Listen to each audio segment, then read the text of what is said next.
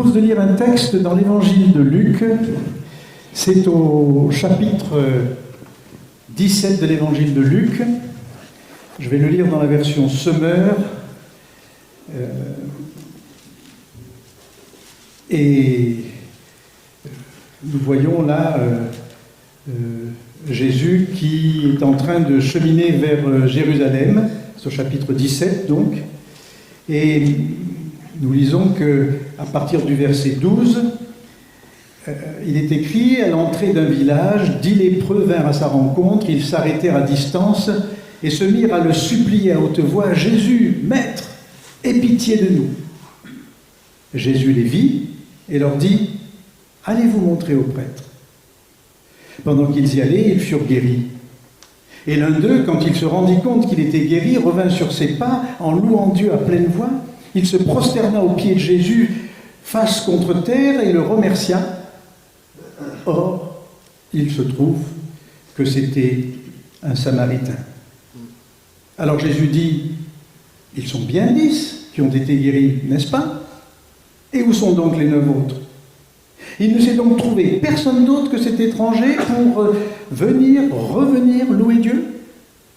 Puis, s'adressant à ce Samaritain, il lui dit « Relève-toi et va, parce que tu as eu foi en moi. Tu es sauvé. » Et puis quelques versets encore dans la lettre que Paul écrivait aux chrétiens de l'église de Philippe, aux Philippiens donc, au chapitre 4 et à partir du verset 4. « Réjouissez-vous en tout temps de tout ce que le Seigneur est pour vous. Oui, je le répète, soyez dans la joie. Faites-vous connaître par votre amabilité envers tous les hommes. Le Seigneur est proche. Ne vous mettez en souci pour rien, mais en toute chose, exposez vos demandes à Dieu en lui adressant vos prières et vos supplications.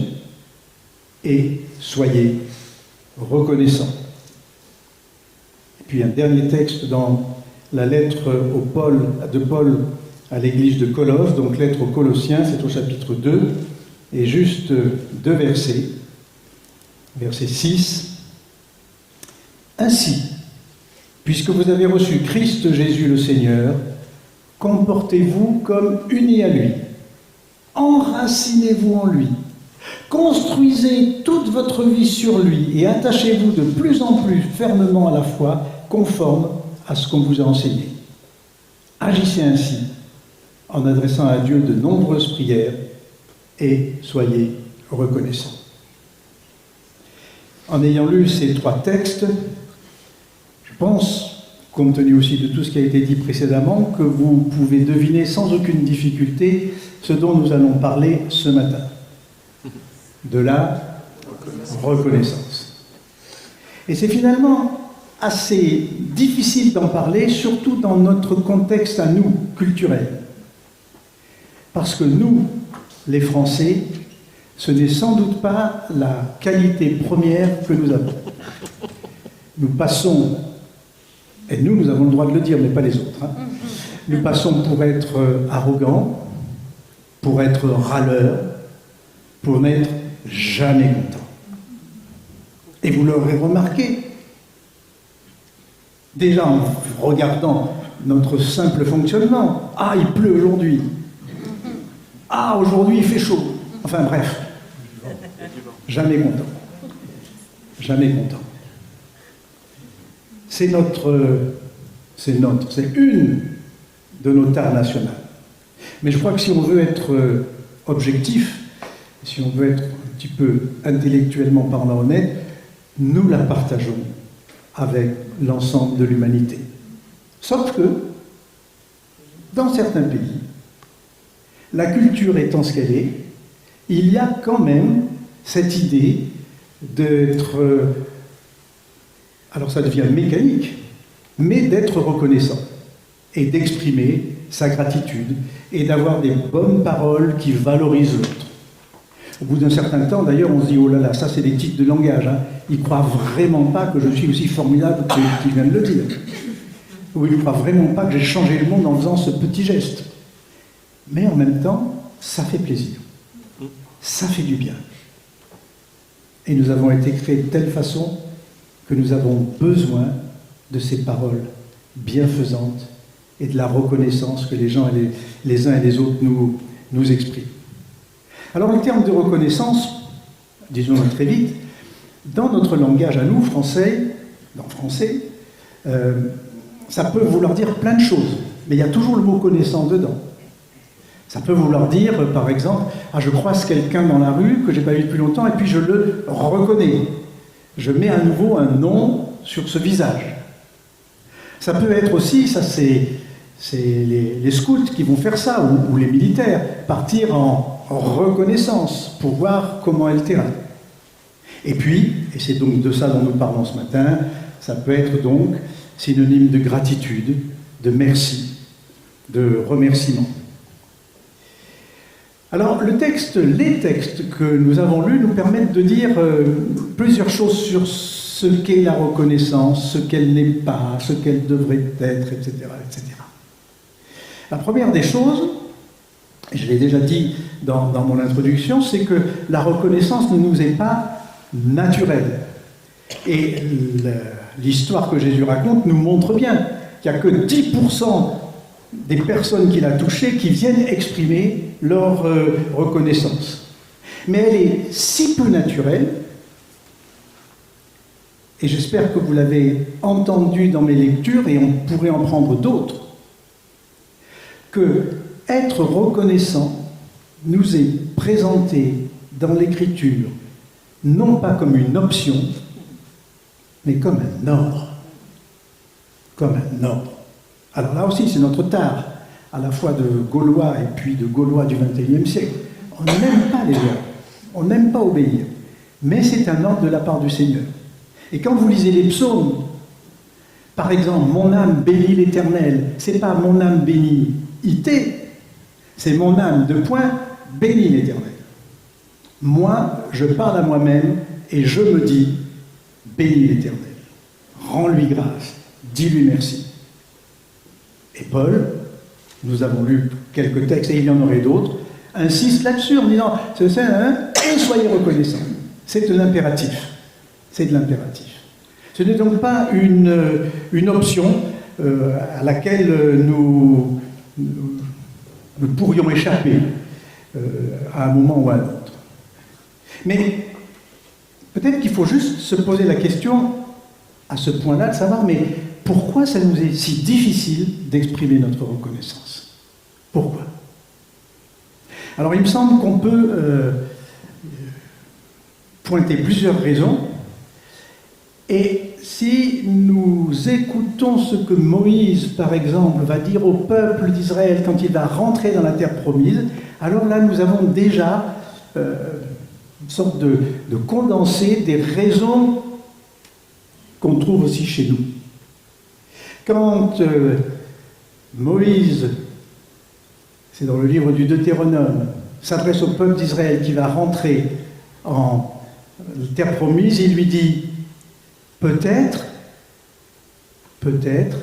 que ton cœur s'enorgueillira-t-il et que tu oublieras l'Éternel ton Dieu qui t'a tiré du pays d'Égypte. Et tu diras, c'est ma propre force. C'est de l'Éternel dont tu dois te souvenir, car c'est lui qui t'aura donné les moyens d'arriver à cette prospérité. » Tout est dit.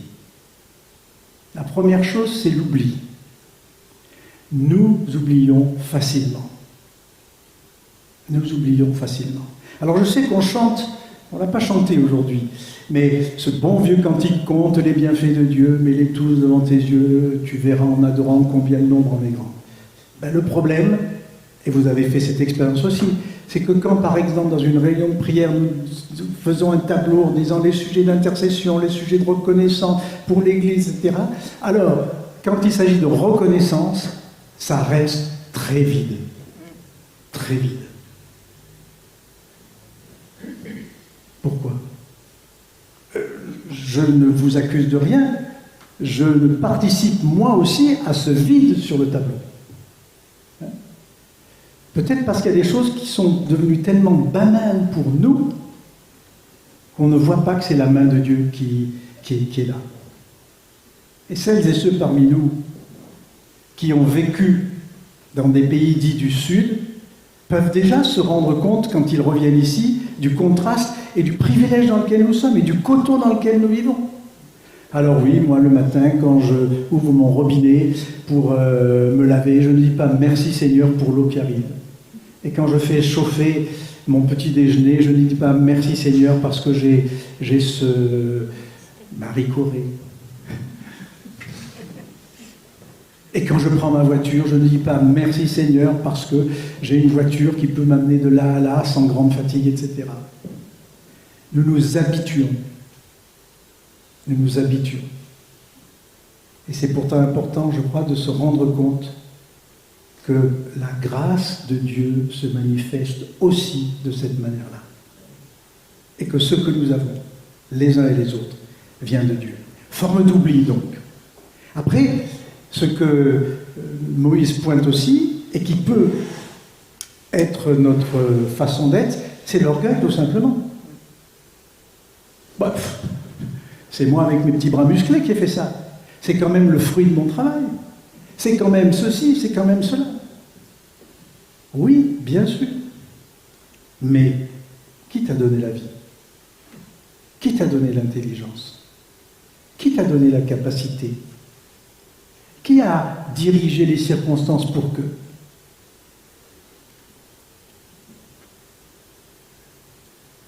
Nous ne nous sommes pas faits tout seuls. Et quand Paul rappelle que pour lui, la grâce de Dieu n'a pas été vaine, il est en train de dire de manière très concentrée que tout ce qu'il a vient de Dieu. Et puis, il y a peut-être aussi une forme d'aveuglement. Et là, je pense à ce texte du livre des Proverbes qui dit « Reconnais-le dans toutes tes voies et il aplanira tes sentiers. » Reconnais-le dans toutes tes voies. On y reviendra tout à l'heure, mais notez, reconnais-le dans toutes tes voies. Et puis un dernier point, qui n'est pas nécessairement dans le texte du Deutéronome. C'est ce que moi je vais appeler l'hyper-spiritualisation dans laquelle nous pouvons être quelquefois. L'épisode que nous avons lu de cette guérison des 10 lépreux est précédé juste avant par un passage dans lequel Jésus dit « Quand vous avez fait ce que vous avez à faire, dites que je suis des serviteurs, que vous êtes des serviteurs inutiles. » Et voilà, à cause d'une mauvaise traduction, une mauvaise habitude. Non mais vous vous rendez compte? Ça voudrait dire que Dieu vous regarde comme étant inutile et que donc, et c'est souvent ce qui se passe, ou c'est quelquefois ce qui se passe, soyons pas trop durs, qu'on va dire non mais de toute façon c'était inutile, de toute façon c'est Dieu qui fait, etc. C'est Dieu qui fait, oui, mais nous sommes d'une certaine façon les mains de Dieu, les pieds de Dieu, la bouche de Dieu, les yeux de Dieu. Vous comprenez ça? Ça vous choque pas? Je dis pas une bêtise. En fait, le texte qui est là, la bonne compréhension de ce texte, c'est « vous êtes sans mérite ». Ce qui veut dire que ce que vous avez fait, ce que j'ai fait, ne me gagne pas des points. Mon salut est déjà acquis à la croix, où là, lui, Jésus, a tout donné. Amen. Et moi, en réponse, parce que je suis uni en lui, et puis parce qu'il me le demande, et puis parce que je veux que sa vie passe en moi, moi, en réponse, je fais. Mais je ne suis pas inutile. Et je crois que ça nous invite à changer notre regard, peut-être sur nous-mêmes, quoique j'ai tendance à penser que nous sommes assez contents de nous, mais aussi sur les autres. Personne n'est inutile. Le monde dans lequel nous sommes classe les gens de cette façon-là. Les actifs, les non-actifs, les utiles, les non-utiles. Tout le monde, aux yeux de Dieu, est utile. Chacun a son utilité. Et rappelez-vous, quand Paul parle de l'Église et du corps de Christ, il dit qu'il a placé chacun pour une utilité.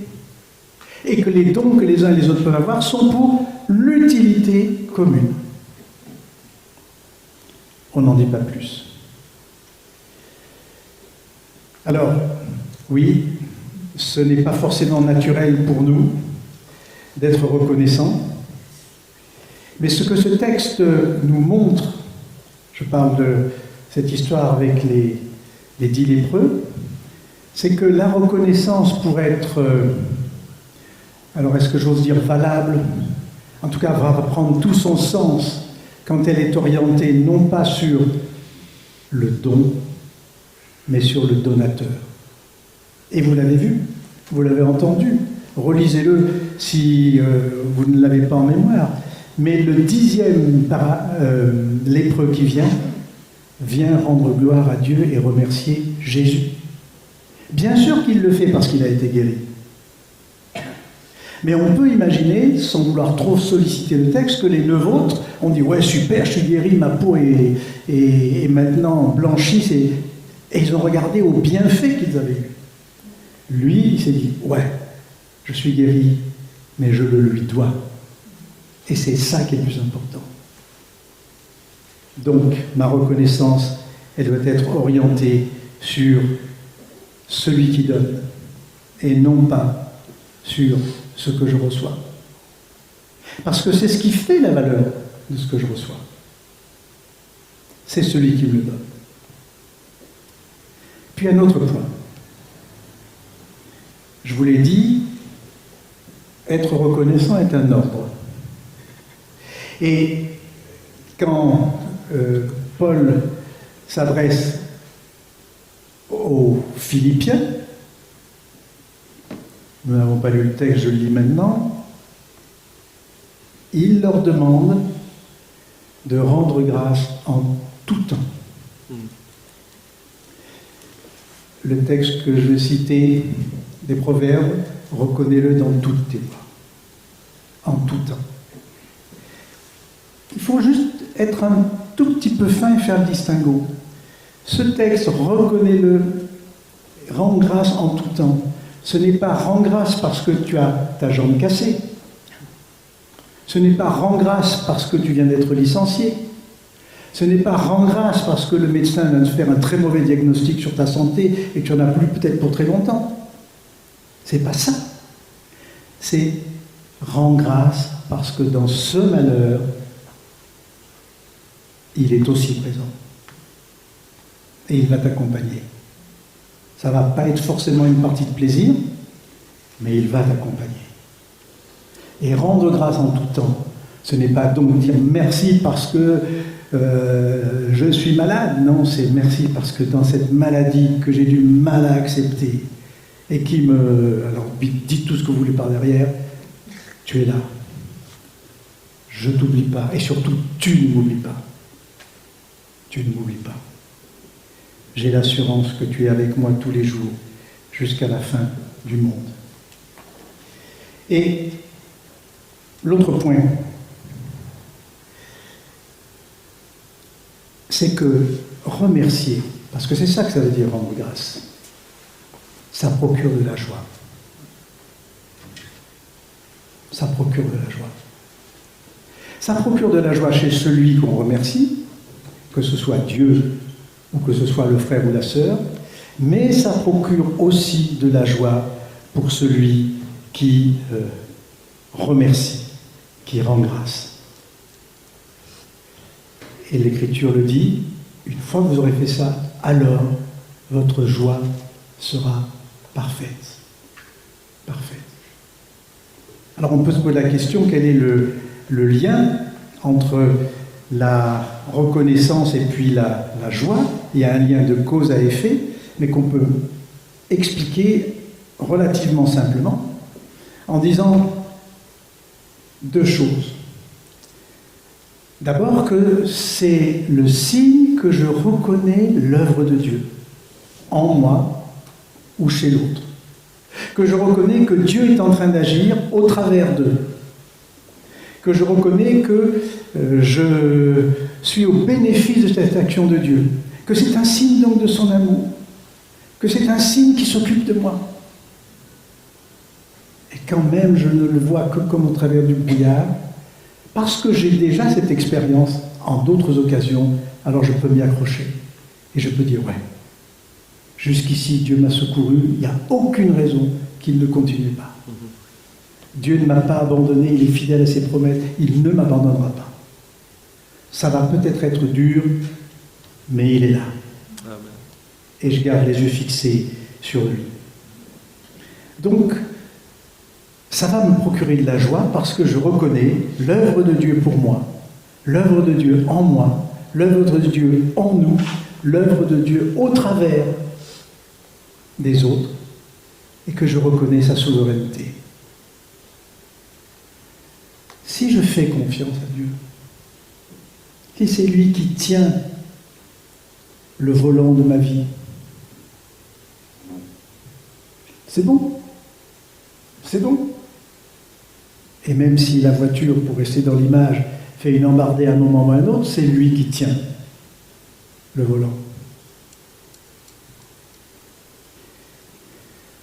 Alors ça veut dire, et c'est le dernier point, c'est que la reconnaissance, c'est le signe de mon humilité. Elle exprime que finalement, j'ai bien conscience, et je me l'applique, et je le constate, que ce que j'ai, je l'ai reçu. C'est ce que dit l'Écriture.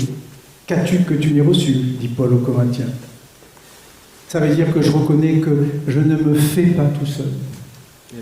Les autres sont là et participent. Même si j'ai 70, 80 ou plus, ils participent à ma formation, à ma construction, en quelque sorte. J'ai bien conscience que je ne suis pas le seul auteur de ce qui est bon. J'ai bien conscience que je ne suis pas le seul à faire bien les choses. J'ai bien conscience aussi que là, j'ai besoin de l'autre. Et que merci Seigneur, parce qu'il est là. Et merci à l'autre, parce qu'il a relevé le défi qu'il fallait relever. Et c'est encourageant. C'est encourageant. Et c'est une vertu sans doute qu'il nous faut pratiquer et peut-être développer de plus en plus. Paul, quelque part, dit « J'ai appris à être content de l'état dans lequel je me trouvais ». Je pense que nous devons aussi apprendre à être reconnaissants. Je pense que nous devons apprendre à manifester notre reconnaissance. Je pense que nous devons apprendre cela toujours et toujours et toujours encore. Alors être reconnaissant envers Dieu et être reconnaissant envers les autres. Alors ne nous hâtons pas de dire « Oui, non, mais être reconnaissant envers Dieu, je le suis. D'ailleurs, je lui dis « Seigneur, je te suis reconnaissant. » Écoutez, je vais vous faire une petite confession.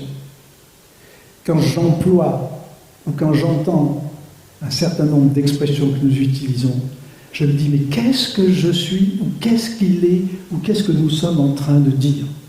Vous comprenez ce que je veux dire? Nous avons des automatismes.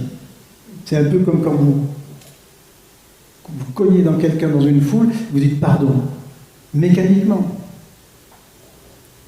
Alors c'est poli, c'est bien. C'est bien d'être poli. Continuons. C'est poli. Mais c'est plus que ça. Et là, j'ai besoin de vraiment saisir au plus profond de moi, mais qu'est-ce que ça veut dire Seigneur, merci pour... Mais je crois réellement qu'il n'y a que Dieu qui peut, à un moment ou à un autre, me montrer la grandeur de ce qu'il a fait pour moi et de ce qu'il continue de faire au travers de grandes et de petites choses. Et donc tout l'amour qu'il m'a manifesté. Vous me suivez? Vous comprenez ce que je veux dire? Ou je vous ai perdu? Non, on est là. Et puis alors, il y a être reconnaissant envers les autres. Et ça aussi, je pense que c'est très compliqué. Et pourtant, c'est nécessaire. C'est nécessaire. Alors, au niveau de notre société, on est reconnaissant en donnant des médailles. Hein, voilà, Légion d'honneur, Ordre du mérite, des choses comme ça. Voilà. Bon, pourquoi pas? Dans la communauté chrétienne, on ne donne pas de médaille. La couronne, elle est pour plus tard. Mais ça n'empêche pas. Ça n'empêche pas qu'on puisse simplement, c'est pas non plus on a la peine d'en faire tout un plat, mais pouvoir dire ouais, j'ai bien aimé ce que tu as fait, ou merci pour ton aide, ou enfin bon, vous voyez, mais disons-le. Disons-le. Alors si toutes les fois qu'on se voit, on se dit merci, ça va devenir invivable. Et on va être hypocrite. Mais quand je vois, quand j'ai perçu dans telle ou telle attitude de l'un ou de l'autre, telle ou telle action, etc., quelque chose qui m'a fait du bien, je le lui dis. Ou je lui envoie un mot, avec ou sans faute d'orthographe, de préférence sans faute d'orthographe, mais peu importe, je le lui dis. Voilà. Merci, pasteur, parce que ce matin, tu as... Par exemple. Mais il n'y a pas que ça. Et on pourrait... Merci, Pierre, parce que tu vas réparer la poignée. Là, c'est une prophétie. Mais j'ai la foi. Non, mais vous comprenez ce que je veux dire? Vous comprenez ce que je veux dire? Et ça va vous faire du bien, mais ça va faire du bien aussi à ceux à qui nous allons le dire. Parce que, écoutez, on n'est pas des surhommes ou des super-women. On a besoin d'encouragement. On a besoin d'être reconnu. Ça veut dire qu'on nous manifeste de la reconnaissance. Et il faut le faire. Et alors, au point que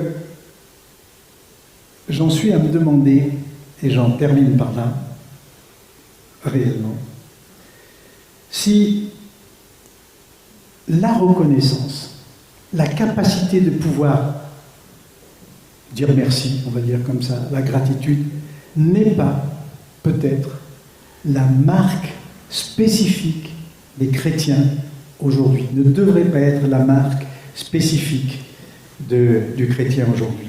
Je relis les versets, je ne sais pas si je les ai lus ou pas maintenant, mais je pense que dans Colossiens 2, chapitre 6 et 7, oui, je les avais lus, je vous les relis. Ainsi, puisque vous avez reçu le Christ, d'accord? Donc, l'apôtre s'adresse à des gens, comme nous disons dans notre patois, qui se sont convertis, qui ont donné leur vie au Seigneur, et qui essayent de mettre en pratique un de ces cantiques qu'on a chanté, où il prend tout Seigneur.